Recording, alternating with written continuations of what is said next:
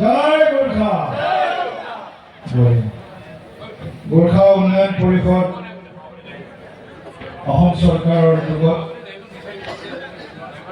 গোৰ্খা জাতীয় জনগোষ্ঠীয় সংগঠনৰ আৰু অসমবাসী ৰাইজৰ সহযোগত গোৰ্খা সাংস্কৃতিক মহোৎসৱ 2026 আজিৰ যি সুন্দৰ আয়োজন আহিয়ে মোৰ মনটো ভৰি গৈছে। সুন্দৰভাৱে এই সাংস্কৃতিক মহোৎসৱৰ আয়োজন কৰিছে গোৰ্খা উন্নয়ন পৰিষদে। আজিৰ এই অনুষ্ঠানত আমাৰ মাজত উপস্থিত থকা অসম বিধানসভাৰ সন্মানীয় অধ্যক্ষ শ্ৰীযুত বিশ্বজিৎ দৈমাৰী ডাঙৰীয়া, আমাৰ মাজত উপস্থিত থকা গোৰ্খা উন্নয়ন পৰিষদৰ সন্মানীয় অধ্যক্ষ প্ৰেম তামাং ডাঙৰীয়া, আমাৰ মাজত উপস্থিত থকা সম্পাদক অল আসাম গোৰ্খা সন্মানীয় সভাপতি মহোদয় তিলক শৰ্মা ডাঙৰীয়া, অসম নেপালী সাহিত্য সভাৰ সন্মানীয় সাধাৰণ সম্পাদক তামাং ডাঙৰীয়া, আমাৰ লগত অহা আমাৰ দলৰ সন্মানীয় ৰাজ্যিক সাধাৰণ সম্পাদক তথা প্ৰাক্তন বিধায়ক ঋতুপৰ্ণ বৰুৱা ডাঙৰীয়া, আমাৰ অন্যতম এগৰাকী সম্পাদক লক্ষ্মীনাথ তাছা ডাঙৰীয়া আৰু আন এগৰাকী সম্পাদক বিতুপন দলে ডাঙৰীয়া, আৰু আমাৰ মাজত আছে জ্যোতি গৰ্বী ডাঙৰীয়া, মৰিয়নি সমষ্টিৰ 5বাৰ মান না 6বাৰ মান হল বিধায়ক, 5বাৰ বিধায়ক হৈয়ে থাকে তেখেতে। যেবাৰ ইলেকশ্যনতো এইবাৰ জিকে, আজি জিকা ৰূপজ্যোতি গৰ্বী ডাঙৰীয়া আৰু আমাৰ জিলাৰ মাননীয় সভাপতি দুলাল বৰা ডাঙৰীয়া প্ৰমুখ্যে গোৰ্খা উন্নয়ন পৰিষদৰ সন্মানীয় বিষয়ববীয়াসকল, সাহিত্য সভা জনগোষ্ঠীয় সংগঠনৰ বিভিন্ন ভাতৃ সংগঠনৰ সন্মানীয় বিষয়ববীয়াসকল সকলোকে মই শুভেচ্ছা আৰু অভিনন্দন জ্ঞাপন কৰিছোঁ।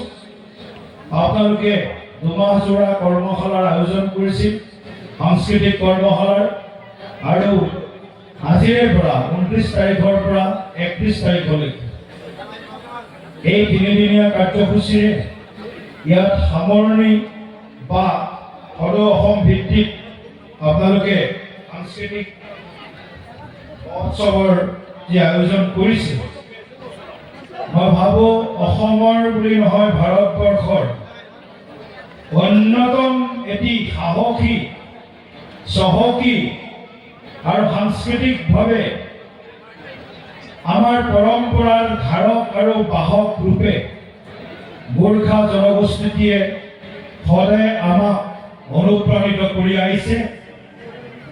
আই অসমী মা ভাৰতীৰ সুৰক্ষাই হওক, বিভিন্ন সাংস্কৃতিক চেতনাই হওক, যাৰ জৰিয়তে আজি আমাৰ গোৰ্খা ভাইসকল কেৱল মাত্ৰ আজি অসমত বা ভাৰতবৰ্ষত সমগ্ৰ বিশ্বত আজি গোৰ্খা ভাইসকলে নিজৰ কৰ্মেৰে, নিজৰ সংস্কৃতিৰে, নিজৰ পৰম্পৰাৰে এক চহকী সংস্কৃতিৰ পৰিচয় দিবলৈ সক্ষম হৈছে। মই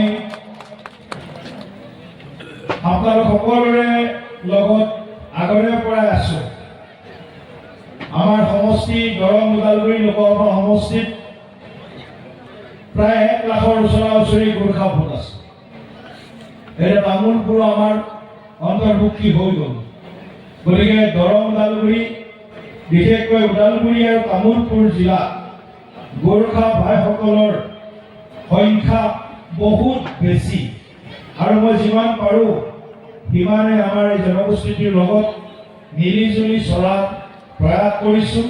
জনগোষ্ঠীটোক যিখিনি পাৰোঁ সেইখিনি সহায় কৰাৰ প্ৰয়াস কৰি আছোঁ, আৰু আমাৰ চৰকাৰেও এই জনগোষ্ঠীটোৰ উত্তৰণৰ কাৰণে যিমানখিনি সম্ভৱপৰ সিমানখিনি কাম কৰাৰ কাৰণে আমি চেষ্টা কৰিছোঁ।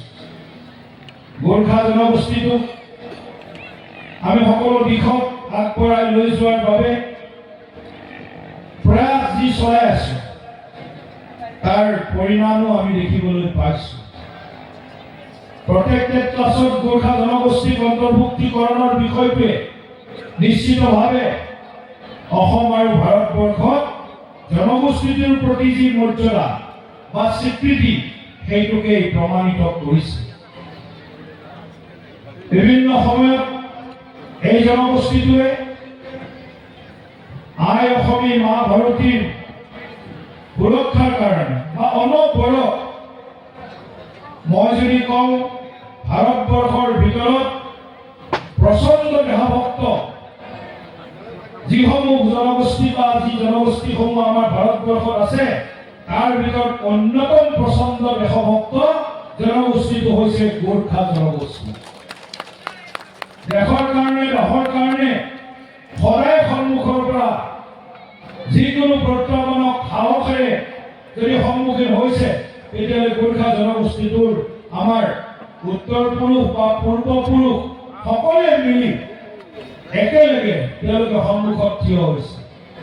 যেতিয়াই ভাৰতবৰ্ষৰ প্ৰতি যিকোনো ভাবুকি আহে, সাংস্কৃতিক ভাবুকি হওক, অৰ্থনৈতিক ভাবুকি হওক, সামৰিক ভাবুকি হওক, সকলো সময়ত গোৰ্খা জনগোষ্ঠীটোৱে সাহসেৰে মা ভাৰতীৰ সুৰক্ষাৰ কাৰণে সদায় সাজু থকা, সদায় আমাক সকলোকে শক্তি আৰু সামৰ্থ্য প্ৰদান কৰা এটা জনগোষ্ঠী হিচাপে পৰিচিত হৈছে। গতিকে মই বহুত দীঘলীয়া কথা ক'ব বিচৰা নাই। আমাৰ সংস্কৃতি হৈছে আমাৰ পৰিচয়। গোৰ্খা জনগোষ্ঠীটোৰ সাংস্কৃতিক যিসমূহ বৈশিষ্ট্য আছে, আমাৰ যিবিলাক পৰম্পৰা আছে, এই পৰম্পৰাবিলাকক আগলৈ শক্তিশালীভাৱে আগবঢ়াই লৈ যাব লাগিব।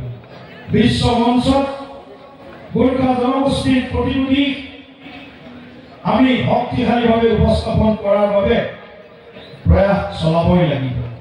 আৰু মোৰ বিশ্বাস যেনেকৈ বিহু বিনন্দিনী হৈছে, যেনেকৈ ঝুমুৰ বিহু বিনন্দিয়া হৈছে, ঝুমুৰ বিনন্দিনী হৈছে, আৰু কিছুদিন আগত আমি বাগৰুম্বা দহৌ আমি আয়োজন কৰিলো। আৰু আমি আগলৈও আমাৰ এই গোৰ্খা জনগোষ্ঠীটোৰ যি নৃত্য, এই নৃত্যকো আমি বিশ্ব মঞ্চত তুলি ধৰাৰ নিশ্চয় প্ৰয়াস কৰিম। আজি মই সভাপতি হিচাপে বুলি নহয়, এজন আপোনালোকে নিৰ্বাচন কৰা জনপ্ৰতিনিধি হিচাপে মোৰ মনৰ কথাখিনি মই আপোনালোকৰ লগত ব্যক্ত কৰিছোঁ।